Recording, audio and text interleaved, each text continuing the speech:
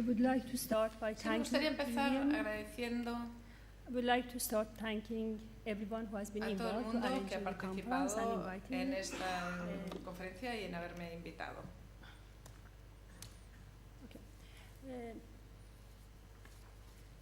I have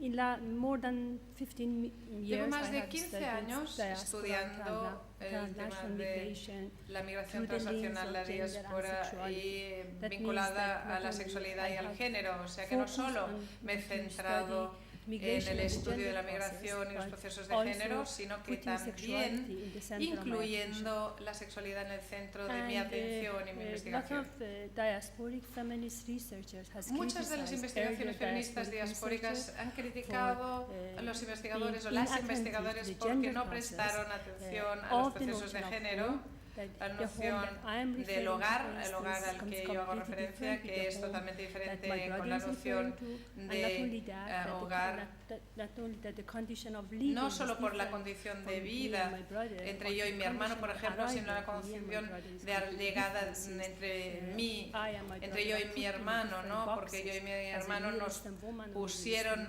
en cajas diferentes en relación a si éramos de Oriente Medio, hombre, mujer, también temas de género. Pero también los géneros tienen relaciones muy complejas en relación a los países de origen. Hay muchos aspectos que yo como mujer estoy muy contenta de haber podido huir de ellos, pero hay cosas que echo de menos de mi país de origen. Así como un análisis puede añadir o reflejar estas relaciones complejas que tienen los emigrantes, hombres y mujeres, con sus países respectivos de origen en relación con los países de acogida. Y en mi tesis hace unos años estudié la sexualidad de las mujeres de origen iraní en los países, en Suecia. De hecho, no he podido resistir traerles el libro, el ejemplar para que lo vean cuando se publicó. Y después de la tesis empecé a centrarme en la construcción de la masculinidad y los aspectos de la diáspora en contraste con la tesis que se centró en el contexto sueco. Para la investigación postdoctoral decidí centrarme en una comparativa, en un análisis comparativo entre Sydney, Londres y Estocolmo.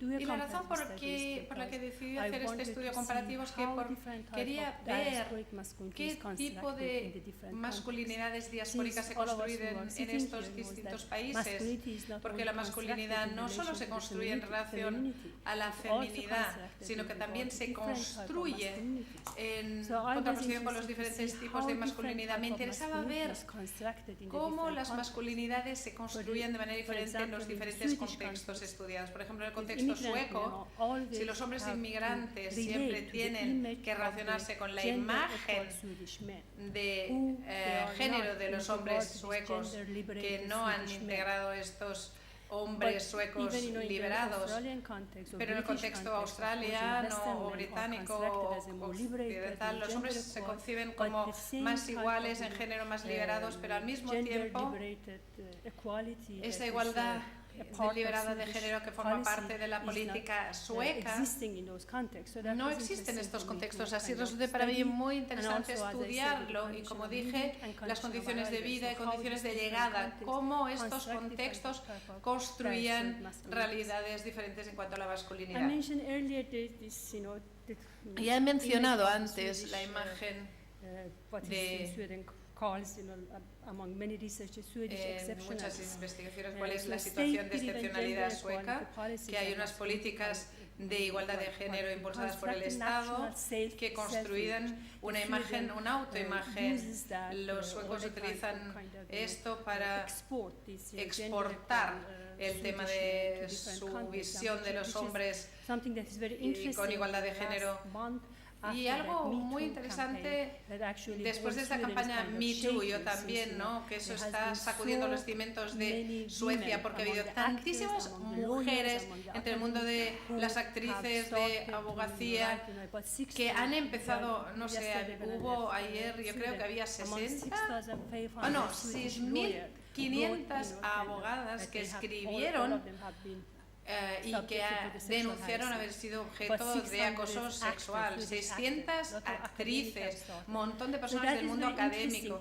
Y resulta muy interesante, ¿no? Porque en la imagen, en la autoimagen de igualdad de género del país, esto está realmente zarandeando los cimientos, porque se supone que teníamos clases para los hombres refugiados, se supone que les tenemos que enseñar cómo se tienen que comportar los valores suecos, y ahora es como, ¿qué son los valores estos suecos? ¿Qué están pasando? Entonces, ¿cómo hay que relacionarse con esta imagen sueca de esa situación de excepcionalidad como una calidad excepcional en igualdad de género en los hombres, también de ser heterosexual, de clase media y ser respetuoso con el género? Una de las razones por las que elegí centrarme en la sexualidad fue desde la perspectiva de los discursos orientalistas o occidentalizados, es porque la sexualidad siempre se ha utilizado para distinguirme entre yo como mujer liberada porque tengo este tipo de sexualidad o porque tengo este tipo de perspectiva de género, comparación a las personas que tienen una sexualidad liberada o represiva. O sea que la sexualidad siempre se ha utilizado para distinguir entre los liberados, ¿no? Yo y el otro. Y era interesante ver hasta qué punto este funcionaba también en la investigación. Otro punto, cuando empecé a estudiar las mujeres y los hombres, fue centrarme en la noción de los hombres heterosexuales deseables o no deseables en el contexto de las mujeres o de los hombres. ¿Cuál es este objeto del deseo feminista? ¿Qué es lo que hace que yo sea deseable en el contexto de la mujer o que sea deseable un hombre en el entorno árabe?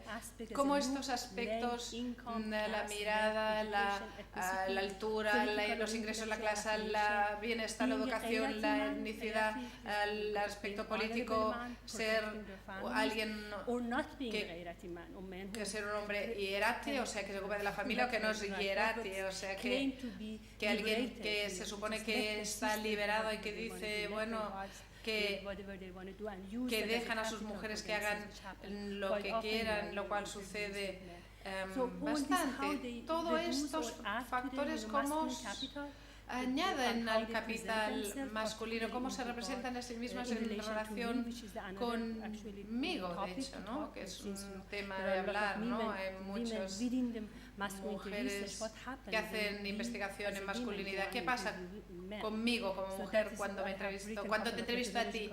Y he escrito un par de artículos metodológicos acerca de ese punto, ¿no? Es muy interesante lo que nos dicen y no nos dicen, nos cuentan y no nos cuentan, en contraposición en la sesgo de género. Y también otro concepto que he trabajado es el de, en el contexto iraní o en muchos contextos podemos ver que los hombres siempre son mayores que las mujeres, la mayor parte son más altos que las mujeres en las relaciones sexuales, a menudo ganan más dinero.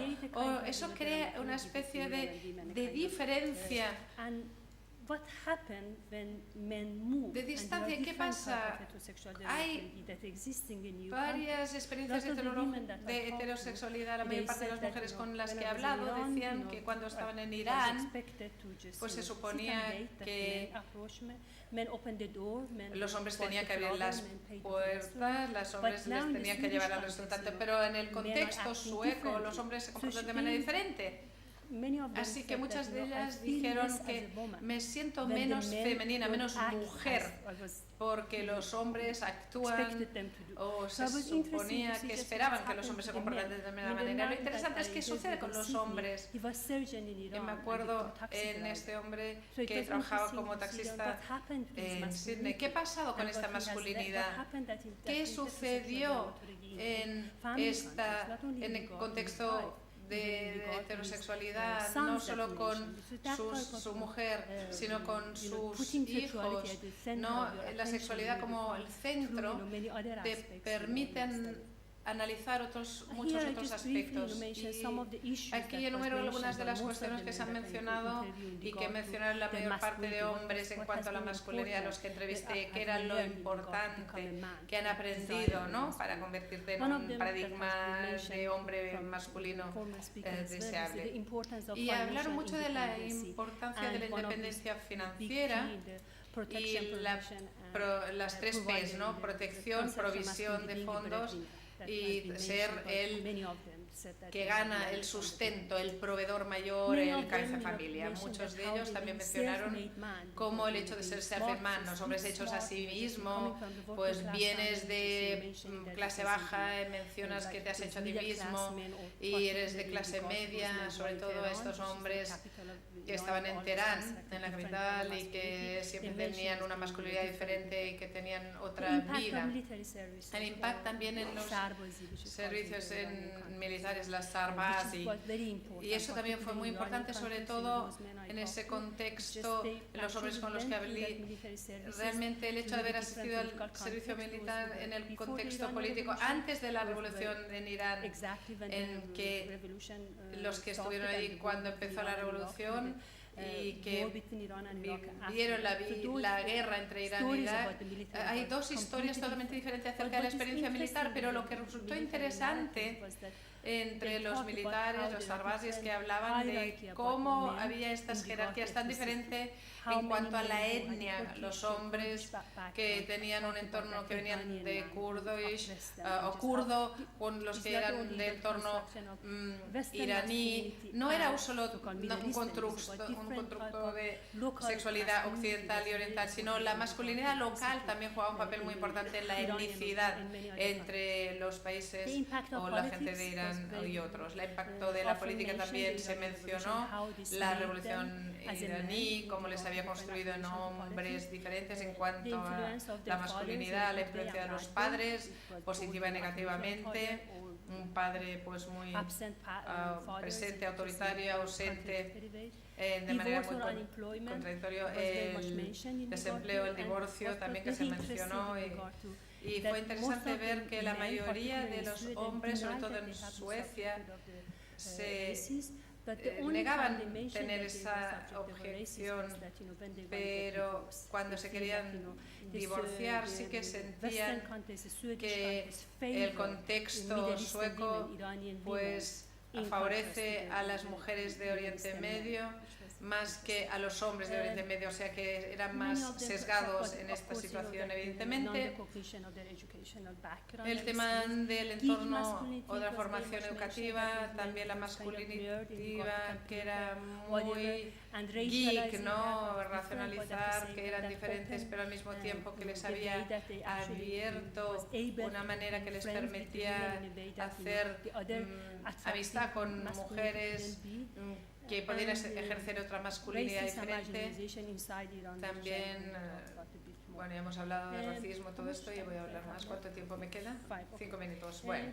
Una de las cosas que resultó también muy interesante en mi estudio fue que ver cómo los hombres se presentan a sí mismos como sujetos en cuanto a cualquier cosa, la posición en el debate que solían adoptar muchas veces, bueno, en mis estudios, aunque tenían poco conocimiento de literatura o política, saber algo que era muy obvio, cual fuera la clase de la que venían. Y fue muy interesante comparado con las mujeres, nunca lo vi. Las mujeres siempre son un poco pues, prudentes en política, muchas veces sí, si los hombres están implicados en política suelen jactarse de ellos bastante, ¿no?